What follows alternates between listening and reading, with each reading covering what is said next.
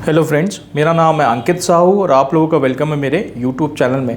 तो फ्रेंड्स, आज मैं वीडियो बना रहा हूँ कि आपको प्राइस टैग क्या लगाना होता है अपने प्रोडक्ट्स पे। अगर आप अमेज़ॉन में, फ्लिपकार्ट में सेल करते हैं तो ऐसी बहुत सारी क्वेरीज हमारे पास यूट्यूब में आती है कि प्राइस टैग कैसे क्या लगाना होता है। अगर आपके प्राइवेट लेवल प्रोडक्ट्स हैं या आपने इंपोर्ट किए हैं या आप कोई ऐसे प्रोडक्ट्स सेल करते हैं जो रोड साइड वेंडर्स या हैंडमेड प्रोडक्ट्स होते हैं, तो उन पे क्या प्राइस टैग लगाना होता है। जो प्राइस टैग आप लगाएंगे उसमें क्या डिटेल्स होने चाहिए।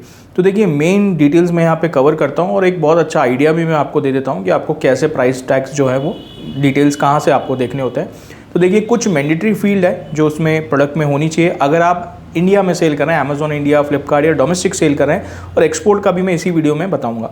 तो पहले तो इंडिया की बात करते हैं। एमआरपी यहाँ पे कंपलसरी होता है, तो एमआरपी आपको डालना होता है। जो भी मैक्सिमम रिटेल प्राइस है वो प्राइस आपको लिखना पड़ेगा। कंट्री ऑफ मैन्युफैक्चर डालना पड़ेगा, प्रोडक्ट जो है वो कहाँ पे मैन्युफैक्चर हुआ है, इंडिया में हुआ है या चाइना में हुआ है। अगर इंडिया में हुआ है तो मैन्युफैक्चर्ड बाय आपको डालना पड़ेगा।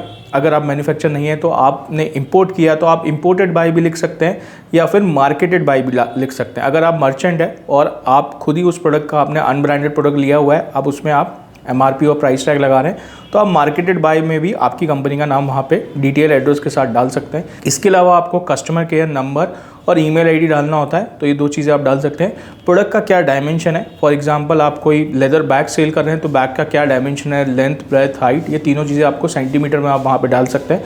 तो ये चीज़ आपको वहाँ पे लिखनी होती है। इसके अलावा प्रोडक्ट कब मैन्युफैक्चर हुआ है वो डालना होता है। तो कब मैन्युफैक्चर हुआ है या कब इंपोर्ट हुआ है वो डेट आपको डालनी होती है। तो ये कुछ मैंडेटरी फील्ड होते हैं जो आपको एक प्राइस टैग में डालने होते हैं। अभी अमेज़ॉन और फ्लिपकार्ट में कंपलसरी है, अगर आप कुछ भी सेल कर रहे हैं तो उसमें प्राइस टैग लगा होना चाहिए। फ्लिपकार्ट वाले ऑडिट भी करते हैं और बहुत बार वो आपकी विजिट करते हैं एड्रेस पे और चेक करते हैं कि जो प्रोडक्ट्स है उसमें प्रॉपर ये चीज़ें लगी हैं कि नहीं है, क्योंकि ये मैंडेटरी रिक्वायरमेंट है इंडिया में अगर आप सेल करते हैं।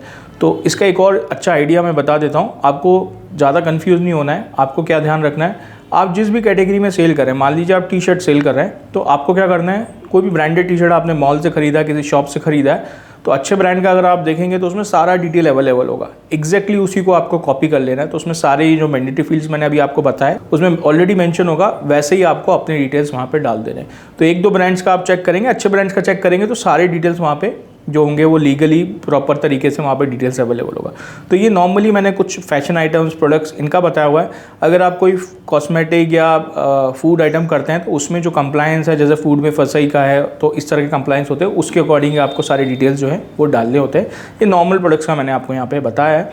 अब इसके साथ जो हमारा मेन टॉपिक है, एक्सपोर्ट के लिए क्या करना है। तो बहुत लोग कन्फ्यूज़ रहते हैं कि ऑर्डर तो आ गया, इट्सी में आ गया, अमेज़ॉन में आ गया, ईबे में आ गया, अब प्रोडक्ट जब एक्सपोर्ट करें तो उसमें क्या प्राइस डालना है। तो देखिए, एमआरपी जो है ये इंडिया का रिक्वायरमेंट है, वहाँ पे आपको प्राइस डालना होता है जो आपका जिस प्राइस पे आपने सेल किया। तो आप वहाँ सेलिंग प्राइस लिख सकते हैं या मैन्युफैक्चर रिटेल प्राइस भी आप लिख सकते हैं। जैसे यूएस में मैन्युफैक्चर रिटेल प्राइस चलता है तो वो प्राइस आप डाल सकते हैं प्रोडक्ट पे। जो सेलिंग प्राइस, जिस प्राइस पे आप एक्सपोर्ट करें वो प्राइस टैग आप लगा सकते हैं प्रोडक्ट के ऊपर, और बाकी जो डिटेल्स हैं वो सारी डिटेल्स आप डाल सकते हैं।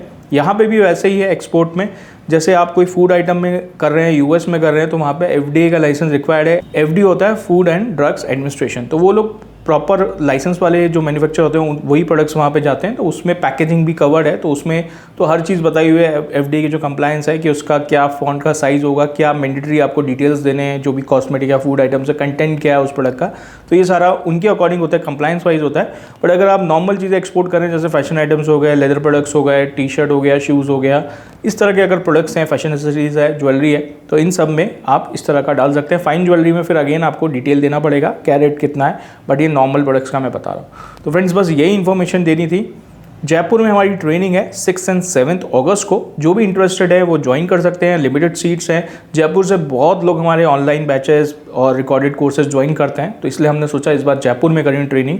और दिल्ली आते हैं वो लोग अटेंड करने जयपुर वाले, तो अभी हम जयपुर में कर रहे हैं। तो अगर आप राजस्थान से या नियर बाय कहीं से आप बिलोंग करते हैं तो ये बहुत अच्छी अपॉर्चुनिटी है, आप लोग जयपुर आ सकते हैं और ये ट्रेनिंग अटेंड कर सकते हैं। ई कॉमर्स एक्सपोर्ट में जयपुर जो है वो टॉप सिटीज़ में आता है। तो मैंने सोचा जो 5 टॉप सिटीज़ हैं, इस पर मैंने वीडियो भी डाला हुआ है कि इंडिया में ई कॉमर्स एक्सपोर्ट कहाँ से हो रहा है। तो एक बहुत डिटेल रिसर्च अमेज़ॉन का आया था, तो उसमें जयपुर का नाम था, तो इसलिए हमने जयपुर में ट्रेनिंग प्लान करी है। क्योंकि ये जयपुर ऑलरेडी एक्सपोर्ट कर रहा है ई कॉमर्स एक्सपोर्ट, तो हमने सोचा वहीं पर ट्रेनिंग करते हैं। तो चलो फ्रेंड्स, ये वीडियो यहीं क्लोज करता हूँ। बाकी सारी सर्विसेज के लिए आपको पता है क्या करना है, exportwala.com पे जाना है, नीचे दिए हुए नंबर्स पे हमारी टीम को कांटेक्ट करना है। और लास्ट में, मेरे चैनल को अभी तक सब्सक्राइब नहीं किया है तो उसको सब्सक्राइब कर लीजिए वो जो बेल आइकन है उसको प्रेस कर दीजिए, तो रेगुलर नोटिफिकेशन आपके पास आते रहेंगे। Okay, bye bye.